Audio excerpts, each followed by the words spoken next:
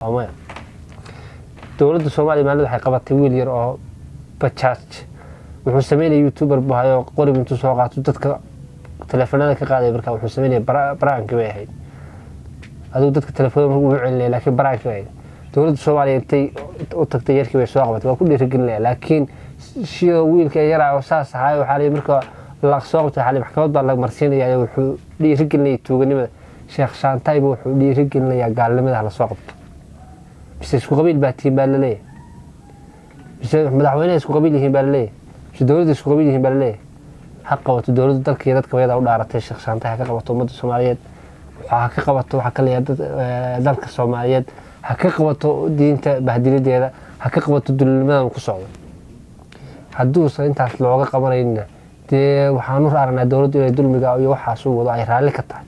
oo bahdilka oo diinta islaamka ku hayay raali ka tahay oo waxa kale xoolnimada ku jira raali ka tahay labadan waxa ay niman Soomaali ahaayeen may tukan jirin may soomi jirin may salaadi jirin qaadka bay isla gali jireen niman ali wax saaxiibka yahay waa tahay waxa kale yiraahdo ninkaas bay wuxuu ahaa la ahaayeen Ethiopiana oo Axmara ninkaas wuxuu yiri baa la yiri wuxuu ahaa nin gaala oo aan haysan diinta islaamka ninka waxa la gadi jiray baa qaad buu gadi jiray qaad walaa qaadka waxa la gadi jiray laba nin oo Soomaaliya ama laba nin oo Muslim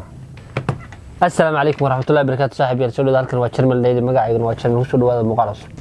waxaan ka codsaday markii ugu horeysay haday tahay channelka soo booqatay inaad subscribe saarto in la gareyso aad iyo aad baad mahadsan tahay maanta wax kala ka hadli maayo waxaan ka hadlayaa in la yiraahdo adigu sheekh ma dhahayo laakiin waxa la Shaantay khanis badeed Sheekh Shaantay khanis badeedow baan ka hadli rabaa khanis badeedkaas waxa uu bahdilay culimadii ummadda Soomaaliyeed wuxuu bahdilay magacii Soomaaliyeed wuxuu bahdilay magacii muslimnimada wuxuu bahdilay magacii diinteena khamiis iyo koofi intuu soo xidhay buu wuxuu dhahay wuxuu doonaya maalmo inuu gabdhaha ku dhigo oo gabadha maalmo waxa kale yiraahdo soo qaadanaya waxa kale yiraahdo gabadh TikTok istroxaysa oo maalin walba soo qaadanaya oo maalin walba anida wax ka sheegaya oo maalin walba mid aan hadlin hadda doon wax ka sheegaya wardiinta islaamka waxa cad oo wal cadeynaya inuu mashruuc ku soo qaatay diinta islaamka oo lagu yiri ku bahdil oo culimada islaamka matal la yiri oo koofiya khamiis intuu soo qaatay oo masaajid soo dhafareysanaya waxa kale yiraahdo halkaas ummadda waxa kale diinta islaamka ku bahdil waxa ku cadeynaysa oo inuu ku cadeynaysa inuu diinta islaamka bahdilayo qofka maanta doonaya inuu diinta islaamka qaato ama oo doonaya diinta islaamka uu soo galo marka waxa kan la yiraahdo ay dhahaan diinta islaamka maxay tahay marka la tuso Sheekh Shaantay oo kale maxay dhahayaan ruux ma kan dadka saa ugu dhagaya ma saas dhahaya waxa la magaalada Dirdha waxa joogi jiray waa nin gaala oo Ethiopiana oo Axmara ninkaas wuxuu yiri baa la yiri wuxuu ahaa nin gaala oo aan haysan diinta islaamka ninka waxa la gadi jiray baa qaad buu gadi jiray qaad walaa qaadka waxa la gadi jiray laba nin oo Soomaaliya ama laba nin oo Muslim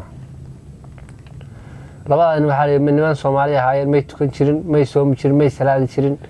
qaadka bay isla gadi jireen niman ali wax saaxiibka yahay waa tahay waxa kale yiraahdo ninkaas bay wuxuu ahaa la ahaayeen marka nimankaas may tukan jirin nimankii oo sidaas ah ninkii maalinta wuxuu tagay waa niman culimo markaas wuxuu ku dhahay su'aal meena weydiin kara labada nin culimada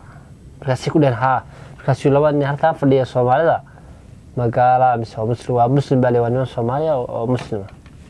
wuxuu yiri waayo waxaan doonayaa diinta islaamka inaan soo galo meesha booska labada nin kaga jiraan inaad iga dartaan baan rabaa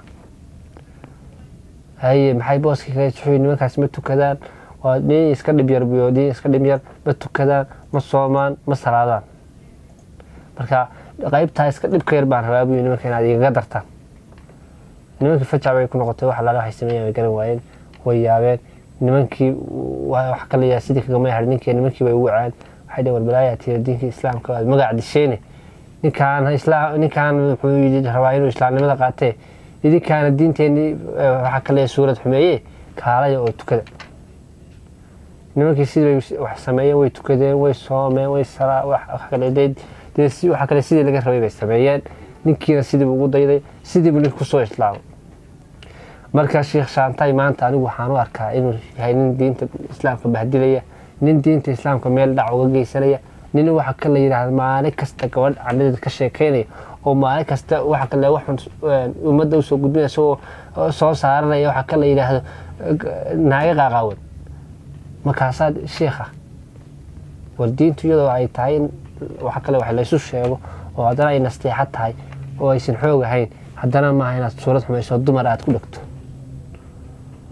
ma qof waxaad aragtay weliga sheekh oo qof qaawan ama fanaan ka sheekeynaya ma jirto wax sheekh waxa kan la yiraahdo iyadoo qof waliba uu og yahay wixii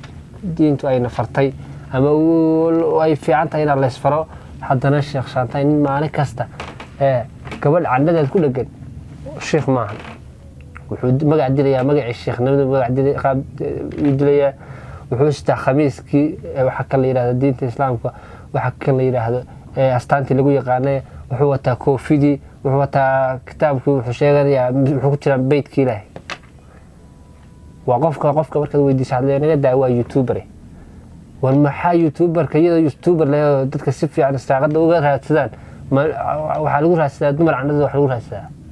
ma dumar ka sheekeyntood wax lagu raadsadaa ma dumar bahdilid wax lagu raadsadaa ma diinta xumeyntood wax lagu raadsadaa ma dhaqan xumo wax lagu raadsadaa waa maya dowladda Soomaaliya maalin waxay qabatay wiil yar oo bajaaj wuxuu sameeyay YouTuber bahayo qorib intuu soo qaato dadka telefoonada ka qaaday markaa wuxuu sameeyay baraanka way ahayd aduu dadka telefoonada ugu celinay laakiin baraanka way dowladda Soomaaliya intay u tagtay yarkii way soo qabatay waa ku dhiirigelinay laakiin shiyo wiilka yaraa oo saas ahaa waxa la markaa la soo qabtay xalay maxkamad baa la marsiinayay wuxuu dhiirigelinay tuuganimada Sheekh Shaantay wuxuu dhiirigelinay gaalnimada la soo qabto بس isku qabiil baa tiin baa la leeyahay بس madaxweynaha isku qabiil yihiin baa la leeyahay بس dawladda isku qabiil yihiin baa la leeyahay xaq wato dawladda dalkeeda dadka wayada u dhaaratay Sheekh Shaantay ka qabato ummadda Soomaaliyeed waxa ka qabato waxa kale dalka Soomaaliyeed ha ka qabato diinta bahdiladeeda ha ka qabato dulmidan ku socdo hadduu intaas looga qabanayna dee waxaan u aragnaa dawladdu inay dulmiga iyo waxa soo wado ay raali ka tahay oo bahdilka oo diinta islaamka ku hayay raali ka tahay oo waxa kale xoolnimada ku jira raali ka tahay Sheekh Shaantay waxa sheegay nin la yiraahdo Sheekh Daaci Mukhtaar oo anigu aan aqaan shimbir yar oo ummadda Soomaaliyeed Ilaahay soo diray oo Ilaahay ummadda muslimka soo diray oo maalin kasta wanaag iyo khayrkeena faraya oo hadduu ninka raga hadduu waa kii intuu khaldama haddana isqabto ninka la yiraahdo Daaci Mukhtaar waa nin aqal fiican waa nin aqal badan hadduu wax yar ka dhacaan isqabta raali gelin ka bixiya marka Sheekh Shaantay inta ma yaqaan laakiin waa iimaan laawe nin maalin kasta wax aadan afkaaga soo marin karin oo aadan sheegi karin ka sheekeynaya baa islaan sheeganaya sheekhna sheeganaya hal qabto ninkaas khamiiska laga dhigo koofida laga dhigo kitaabka laga dhigo masaajidka laga bixiyo markaas waa ogolaan sheekh magaca iyo page ku qoran hal looga bedelo khaniisbadada loo bixiyo ama sharmud diinta islaamka uu bahdilaya Sheekh Shaantay ummadda ka Sheekh Shaantay matida khaniisbadada baa horta tahay iimaan la waa tahay waxa tahay filmo ummadda Soomaaliyeed lagu soo dhex fariiso ummadda ka dhex fariiso oo ummadda ka soo laga soo dhex qabay ka dhex fariiso YouTuberadana waxa magac geli YouTuber saas lagu ma noqdo guriga lagu ma raadsado dambiil ku noqotay xaraan baad doonaysaa war qof caandadii adoo ka sheekeynay ma doonaysaa inaad horumar ku gaadho oo qofka waxa kale aad guul ka gaadho sidaas lagu ma noqdo YouTuber sidaasna wax lagu ma raadsaday ka fariiso dadka